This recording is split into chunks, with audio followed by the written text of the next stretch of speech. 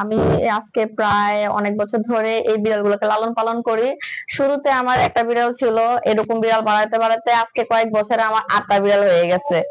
তো আর মানুষ দেখতেছি বিড়ালকে অনেক অত্যাচার নির্যাতন করার, সেই জায়গায় আমরা বাসায় বিড়াল পালতেছি। এদের প্রতি একটা আলাদা টান ভালোবাসা হয়ে গেছে। আর এই আলাদা টান ভালোবাসার পরিপ্রেক্ষিতে আমি এটাকে এখন নিজের প্রফেশনাল করে নিয়েছি। আর এই প্রফেশনালের কারণে আমি তাদের জন্য এই রুমটার এই পোস্টার তৈরি করেছি, যেটা ওরা থাকে এখানে। আমার বাচ্চারা অনেক ভালো আছে, যারা বর্তমান যুগে তো মোবাইল টিভি ট্যাব এগুলো ছাড়া তারা থাকে না, সেই জায়গায় আমার বাচ্চারা সারাদিন ওদের সাথে খেলাধুলা করতেছে, ভালো আছে। আমি সাজেস্ট করব যারা এরকম বাচ্চাদেরকে মোবাইল ট্যাব টিভি দিয়ে রাখেন, তারা অবশ্যই আশা করি বাসায় একটা এরকম একটা বিড়াল রাখবেন, যারা ওদের সাথে সময় কাটাবে, অন্তত ওইদিকে মনোযোগী হবে না। আমি হীরা, আর ও হচ্ছে আমার ছেলে শুভ্র, আর ওর বয়স 4 বছর।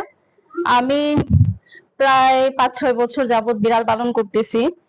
আর এর মধ্যে হচ্ছে প্রথমে আমার বিড়াল পালনটা শুরু হয় বিভিন্ন ছোট ছোট বিড়াল রেস্কিউ করে, ওইগুলো থেকে শৌক হতে হতে তো শেষ পর্যন্ত আমার পার্সিয়ান নেওয়া। আমার অনেকগুলো বিড়ালই ছিল, এর মধ্যে ফ্রেন্ডদেরকে কিছু গিফট করছি এইভাবে তো এখন শেষ পর্যন্ত ওই আছে। ওর নাম হচ্ছে রানী, ওর নাম হচ্ছে মিঠাই। তো আমার বিড়াল আছে আরো 5টা আছে।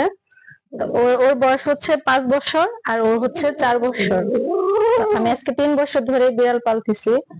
ওদের খাবার দাবার মিষ্টি কুমড়া, তারপর পেঁপে, তারপর হচ্ছে মুরগি, এগুলা মিক্সড করে সবজির মতো রান্না করে দিই, এগুলাই খায় ওরা। আর এখন বেশিরভাগ মানে মুরগিটাই ওরা পছন্দ করে। 6 মান্থ হয় একটি পার্সিয়ান বিড়াল আমি লালন পালন করছি।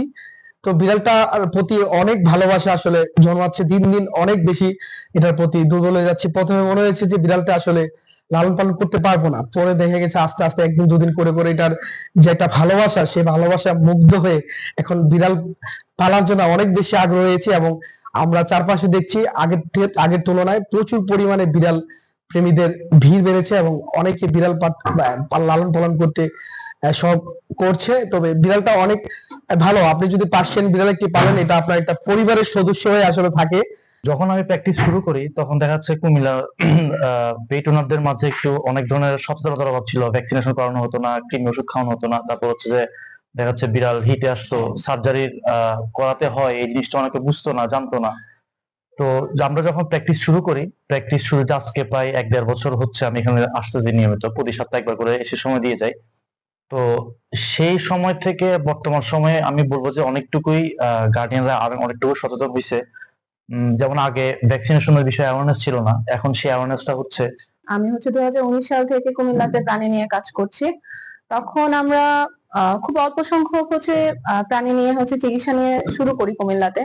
এরপর আস্তে আস্তে কুমিল্লাতে এখন হচ্ছে 2026 সাল, আমাদের পাশাপাশি বিভিন্ন গ্রুপ হচ্ছে এখন কুমিল্লাতে এনিমেল নিয়ে কাজ করছে। এখন আলহামদুলিল্লাহ কুমিল্লাতে অনেক বেশি হচ্ছে প্রাণীর সংখ্যা অনেক বেশি বেড়ে গেছে। কুমিল্লার মানুষের প্রাণীর প্রতি ভালোবাসা আরো অধিক গুণে হচ্ছে বাড়ার কারণে পরিবেশটা এখন হচ্ছে অনেকটা সুন্দর হয়ে গিয়েছে, সবাই প্রাণীর প্রতি আন্তরিকতা দেখাচ্ছে।